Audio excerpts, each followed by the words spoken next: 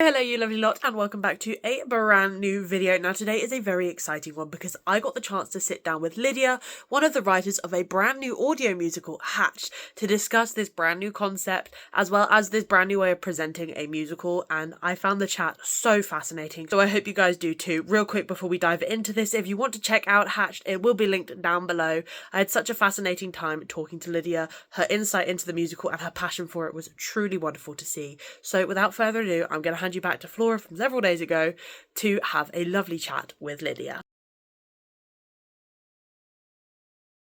Well, I have to say, I spent the whole of yesterday, because it was so warm outside, in the paddling pool, and I had Hatched playing. I had my eyes closed.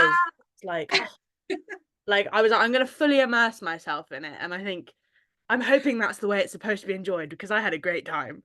In a paddling pool. Oh my gosh, definitely.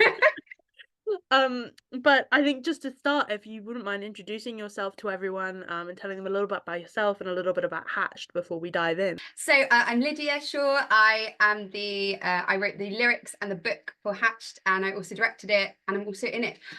So there's a lot going on. So I'm a writer and performer. I've worked in musical theatre, done pantos, acting musician shows, all sorts of things. I trained at London School of Musical Theatre, and before that I went to Royal Holloway. And I'm trying to think what else to say. Hi, that's me. I think just to start, for people who maybe don't know, could you perhaps explain the difference between an audio musical versus maybe a concept album or just a regular cast recording? Because there are some key differences. That's a great question. So because everybody I know, I've been talking about it for years, obviously been working on it, and everyone's like, but what actually is it? So basically it's combining audio drama, audio book, and musical theatre into kind of a big, it's kind of basically as close as you could get to going to the West End and then shutting your eyes, but you're not losing anything because you can't see it, basically. So we've got dialogue, narration, songs, underscore, sound effects. It's about as immersive, I think, as you can get from the audio sort of world. And so obviously the concept album, you're kind of taking you through the story with the songs, whereas this has got the entire story with narration and dialogue and characters in it. We are releasing an album at some point that I have not got released it yet. But but we've got the full show out obviously now. Obviously, we've chatted a little bit on TikTok about accessibility, but was accessibility the primary reason that drew you to this format, or are you just a big fan of maybe radio dramas and so you thought, maybe I could add music to it? Another great question. Yeah, so we actually started writing it in lockdown. So Ed was on the Phantom tour. I mean, I think they got 2 weeks in before they were like, nope, can't do anymore. And I messaged him. We've got this brilliant WhatsApp message that's like, hi, none of us have any work. Should we write a show? Because we'd spoken about it the summer before, but then life gets busy, as we were saying. So we started writing it, and we were like, how can we write this in a way that's actually COVID proof? It was originally started as that way, that, well, no one had any money. We were like, how can we make it accessible for people who, because like all of us in this industry had no money because we'd all lost our jobs. Yeah. And a lot of, and a lot of the people in the sort of surrounding industries had as well, who love theatre. So we were like, how can we get this to people who at a time when they need it? And then also, I suppose as well, because it's about female empowerment, we wanted to make sure that, I think we both talked about it and we were like, I don't feel comfortable putting something that can have this sort of impact on people's lives behind a paywall, because actually the messages are everything that I wanted as a little girl, and it breaks my heart to think that there are little girls who need these messages and the theatre and that beautiful healing power of theatre, and they can't access it. So it kind of, the accessibility thing started as a COVID thing. Obviously, I appreciate we are not in that time anymore, but actually, so it kind of started as that. We started writing it as an audiobook with songs, and then we kind of did like a mini read through of the first 20 minutes, me and Ed, and we were like, no, we need characters, because the flow through into the songs just wasn't quite hitting right. So that's why there are so many characters, because I wasn't anticipating having to have a cast. But it's great. We've got amazing people in it. But yeah, so basically it's kind of, that was the original intention. However, actually, I think bringing it out now, more than ever, I think that accessibility is even more needed because the cost of living crisis, the ticket prices in the West End are like so expensive. And I understand why. And, you know, producers have to do what they've got to do. And I totally get that. So it's not a diss at all, but it's a great way to have something as well that is accessible for people who can't get there. And also as well, we talked about it would be brilliant for people who have lost their sight, for people who are stuck in hospitals, for people who struggle with mobility and can't get out as easily. And I think in all those ways, actually, it's worked out really well with the timing of the release, that actually I think it's more useful than ever. And particularly in terms of female empowerment as well, I think what shocked us is we were kind of like, this should be getting less relevant. And since we wrote it, it's become more relevant. I mean, like Roe v. Wade, some of the stuff happening in Iran, Afghanistan. I mean, even in this country, it's terrifying. And I think that these messages, therefore, are even more important to just put out there as much as you can. Sorry, that's a very long answer to your question. No, but you've actually answered my second question, which was why do you think this is, you know, such a relevant story to still be telling? So you kind of answered two questions in one, which I think is fantastic. But you sort of mentioned how the show kind of takes inspiration from the suffragettes as well as more modern, sort of perhaps more intersectional feminism. But are there any sort of, I guess, feminists or moments in the feminist movement that I think maybe you've either found out about through like writing this, or that you really gravitate towards and maybe wish more people kind of knew about? So we started talking about the suffragettes, and that movement. I think honestly, we researched more about it once we'd started talking about it, and the violence to those women, and it's really grotesque what they did to them. And I think we all kind of think of it like in the kind of Mrs. Banks suffragette who's like, yay, suffragette. And actually what it was, I mean, yeah, I'm not, there's some really awful, horrific stuff happened to them. And I think what's really interesting is, you know, we look at climate protesters now and they're thought of as a nuisance and all this stuff. And actually you go, well, that's what people thought the suffragettes back then. And yet now we think we herald them as, you know, pioneers. And I think that it's really interesting to know that in context of now. So I think just the reality of what happened with the suffragettes, I think is fascinating. And also actually how classist their treatment was. I won't go into too much detail because I could go off on this for a long. But yeah, fascinating. So I think that really interested me. One of the things we actually started talking about was that news story where there was a female flight crew had landed a plane in a country that they weren't allowed to drive in. And then we started looking into those countries where women can't leave the house without their husband's permission. They can't vote without their husband's permission. And I think the more we looked into it, we were like, this needs to be talked about. And I think even in terms of looking at in our Western society, where we actually are a lot more progressive than, you know, we have progressed a lot, but there's still so far to go. And me and Ed spent a long time, it was like therapy.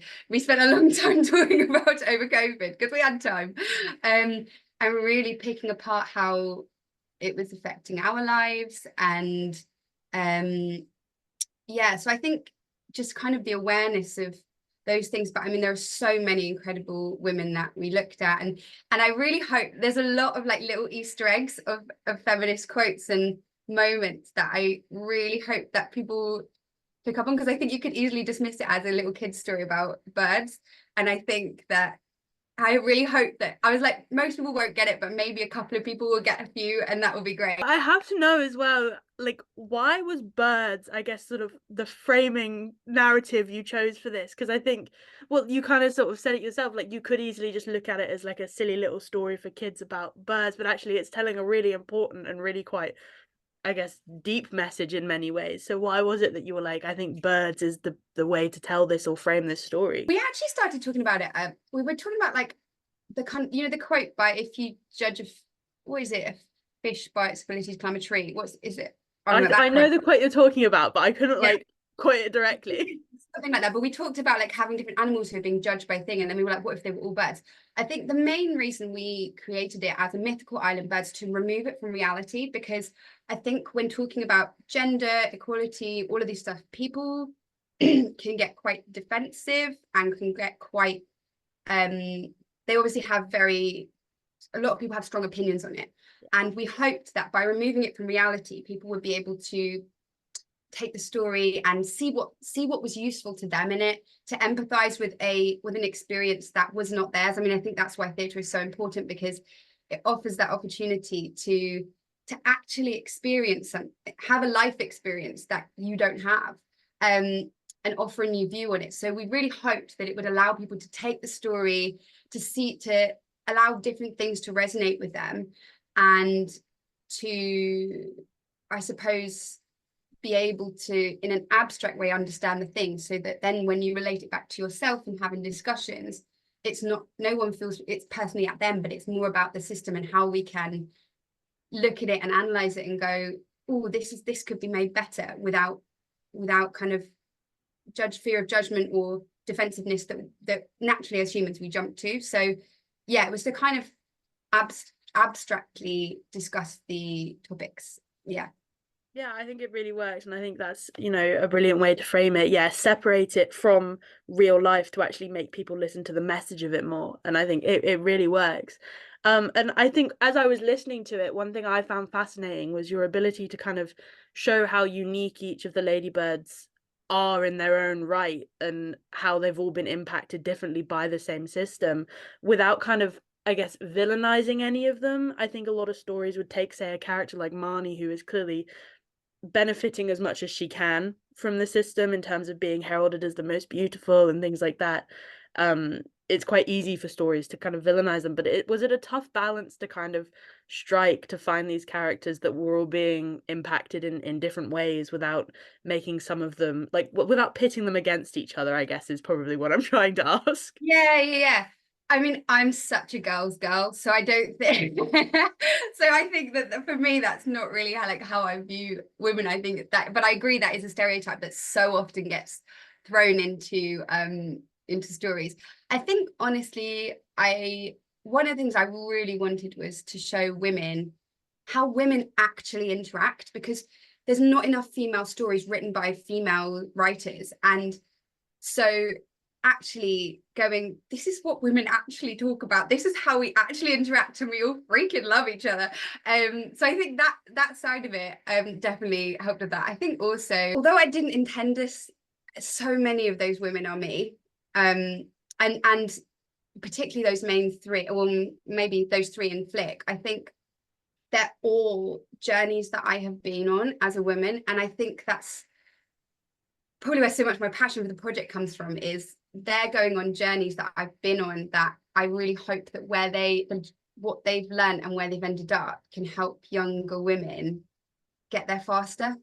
And so I think that, a lot, I mean, not exactly, I mean, I was definitely not a pageant queen, but but I think kind of that moment where you go, actually there's so much more to me than what I look like, and finding your power in that. And I think I found that far too late in my life. I mean, I sound like I'm 80, but I found that, I that took too long to get there. Yeah. And I hope that will allow some younger girls to get there sooner. I think Flick is everything that I was before the world got to me, if you know what I mean. I think she's everything that little 3-5-year-old me was. I think, and so I think there's all these journeys that I think I have so much compassion for them, because a lot of, I mean, as I say, I didn't intend that, but then you kind of think, how could it not happen? But I think a lot of it has come very much from here. So it's kind of representing the tough journeys in a way that I've been through. So I think I have a lot of compassion for them. But also, I just think it's actually, women support women all the time, everywhere. And that in itself does not get represented enough in media and stories and everything. No, I completely agree with you. I think you can definitely feel the passion and, I guess, the realness. It's kind of like, the thing I equate it to is like when you go into the girls' bathroom on a night out. It's just uplifting, and it's so wholesome, and honestly 9 times out of 10 the best part of the night.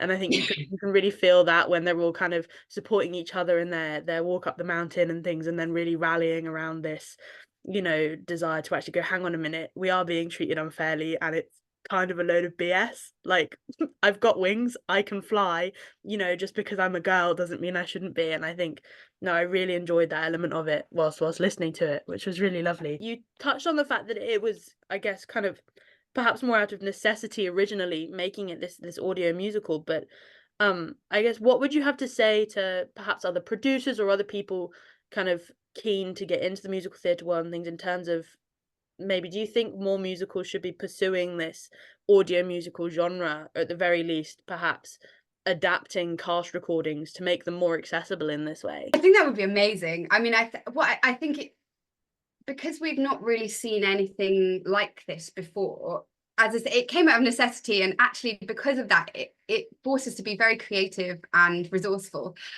which has been really lovely. It was hard. It's been a hard thing, and I think partly because it's grassroots, it's been crowdfunded, everything's been done on like a shoestring budgets, but like basically other than the cast, and we've got two amazing sound people, so I really wanted our sound people to be women, because not just to tick boxes, but because they actually understand from their gut what this is about. But other than that, we have done everything ourselves, so it has been really hard. I'm gonna be honest with you, it's been really tough, but I think that there's so much possibility in this, and it doesn't have to be the final thing. I would love to get Hatched on stage, but I feel like it's just a lovely way that anyone anywhere in the world can hop on and listen to it and enjoy some musical theatre and a story and immerse themselves. And I think it is really lovely, and I think it would be lovely to see more of them. I think if I was going to do it again, I definitely would need more funding because it's been very hard. But I think the possibility, I think we've got this living in this amazing time where there's so much technology around us that can help us, and I think it's so lovely to look at how we can use it to help people access one of the most beautiful, healing, togetherness kind of genres, which is musical, kind of, that we have. I think giving more people the chance to be able to experience these stories that can't simply be told, say, in the pages of a book, I think are really, really important. Your cast and the vocal talent on display have done a really great job of capturing the emotions as well. They're not just singing, they're not just talking, there's real feeling behind what they're saying, and I think that's fantastic as well. It really helps, I guess, tell the story. The other thing that it offers is that obviously these days, and again, understandably, producers are a lot more careful about the size of shows they're putting on. And actually, for a show of this scale, I mean, the famous kind of Lord of the Rings budget, that musical, like we could do you know what I mean? To put Hatched on stage in that kind of way, it'd be, you kind of go, oh, it could be like a massive thing. And the audio, the way we've done it in audio, allows it to be that massive scale thing where there's protests and crowds and all of that, where actually you're able to have all these characters and you're able to make it a mass, like a big show. Whereas I think if you put it on stage, you then have to go, oh, how can we cut? How can we cut? And I understand that, and that's the world we live in. But I think it's a great opportunity to create something on that big scale that actually these days is really hard to do on stage. I think that's an angle I maybe hadn't thought about, being able to produce a large scale show with a large cast of characters in a way that's more feasible for people just starting out. If you were to bring it to stage, did you have any sort of vision in mind for how it would be staged, with regards to, would there be people flying to emulate the birds, or would it be more through dancing? Did you have, because I feel like everyone's got a vision when they think of their own musical, they're like, this, if I had an unlimited budget, is what it would look like. Well, the unlimited budget version. I think I don't know if you ever saw The Light Princess at the National. I think what they had Frantic Assembly do the movement, and they had so many ways of her flying. I think she was only on a harness, on a, I was gonna say piece of string, on a wire.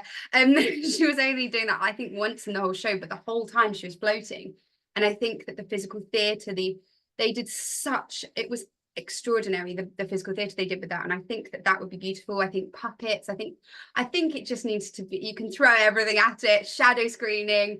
I think there's so much that you can do that can add to it, that we're not looking for realism. And I think that, again, removing it from reality is really nice, because then actually you can go with a concept. You can use all things that are available to you: dance, physical theatre, props, costume, puppetry, everything to kind of tell this story. And I love that kind of thing. I mentioned when we were initially chatting that I think Pink is my favorite song. I think it still is after having listened to the whole thing, but that kind of begs the question, was there a song that for you was the most fun or perhaps the most challenging to kind of get done or get ticked off your list? I don't know if any of them were difficult. I think I love Pink too, because as I say, like, so much of that has come from like the soul and the struggles of going, oh, actually, when I first looked at feminism, I was like, oh no, okay, I need to be not girly. And then I was like, hang on a minute, no, the point is to be girly and then not, and then be every facet of things you want to be. I love Pink. I kind of love Talk to the Wing, because I love the idea of little girls singing it in a playground. Like we used to stand on this log in infant school and we'd perform Stop Right Now, thank you very much. And I kind of love the idea of them just being like, no. But yeah, I don't know. I think once a year for me was really lovely, because we wrote so many openings to the show. Talk to the Wing actually was an opening. We wrote it as an opening number at one point and then we moved it. But we've had so many opening numbers that I think once we finally sat on once a year, we went, this is how it needs to start. So yeah, I suppose that one took a while to get to, but I think it starts it off in the right way. I want to know, like, obviously you said a lot of the characters kind of come or inspired by like parts of your life and journeys you've been on, but do you have a personal favorite? I'm personally very torn. I really like Penny. I don't know why. It might be her accent, but I'm really like, oh, go on, Penny. But yeah, do you have a personal favorite? Honestly, this is very off piece, but one of my favorites is the guard in the cage. Because I was honestly like, one day someone's going to be like, we need to shorten the show, and they're going to try and cut that song, and I'm going to be like, no, they're not. We're not doing that. I think Flick. I love Flick. She's just so precious. And also, I think she's also everything about myself that I would like to return to. Stubborn and willful and just like, well, why not? Let's just do it. Like, I just, yeah, I love her energy. So probably Flick, but also I love the cage guard. Two very different characters. Yeah, I know. But honestly, fair enough. I can totally understand why. But that kind of brings us to the end of my questions. But I guess to close out, like, any words is sort of to encourage people to listen to Hatched and check it out if they haven't already. It will be linked down below for anyone that that is curious after watching this, so that they can find it more easily. But yeah, any words of encouragement to get people to go and listen to it? Firstly, listen to it. Secondly, no, I think the thing is, I know everyone says everything is for everyone, but I think it's really great, particularly for like families where there's different ages there, because there is lots of fun and adventure and excitement for younger people, and to sort of gently introduce them to these concepts that hopefully it's a good introduction to starting conversations about equality in lots of ways. But I think also it's not just a kids show. Actually, there's loads in there for adults that really, I hope, a moment's twist the knife, but also to actually, I really wanted women to feel seen and validated and heard, their stories to feel seen and to feel uplifted by the hope that the kind of the way the show progresses, I guess uplifted. So kind of that I hope that there is something in there for everyone, and it's really fun. And you know what, here's the thing, the first one's like 19 minutes. You could have a go, and if it's not for you, that's okay, I won't be offended. But it's all in little short episodes, so you can just have a little go and see if it's for you. That is absolutely fantastic. And yeah, like I said, I've personally really enjoyed it. So if that's anything to go by, that should hopefully encourage a few other people to go and check it out as well. But no, I had a great time yesterday listening to it. And I think definitely a few of the songs I'll be revisiting because I've really enjoyed listening to them. So that's been absolutely fantastic. But thank you for taking the time to chat with me today. It's been lovely getting to know you and getting to know the process and the passion behind the show. I always love hearing sort of what's inspiring and driving these projects. So that's been absolutely lovely. Well, thanks so much. It's been so lovely to chat to you too, Flora. Me too. And I wish you all the best with the future of this musical. I'll be following you very closely to see how it goes, because I think it's a fantastic format. is something I'd never considered before. And despite the fact I love an audiobook, so I'm like, let's make an audio musical. I think it's fantastic. And so I hope to see, you know, this show kind of go on for a bright future. So fingers crossed. Thank you so much. Thank you. Say a massive thank you for Lydia for taking the time out of her day to chat with me about her musical. I loved how passionate she was about it. I feel like that really came across in this interview, and I hope it inspired you guys to go and check Hatched out as well. Like I said at the start of the video, it will be linked down below for you to check out with ease. If you do go and listen to it, make sure to come back here and let me know what you thought of it. Likewise, if it is more stagey content you are after, make sure you like this video and subscribe so you don't miss another one. But that is all from me today, so until next time, remember to stay stagey.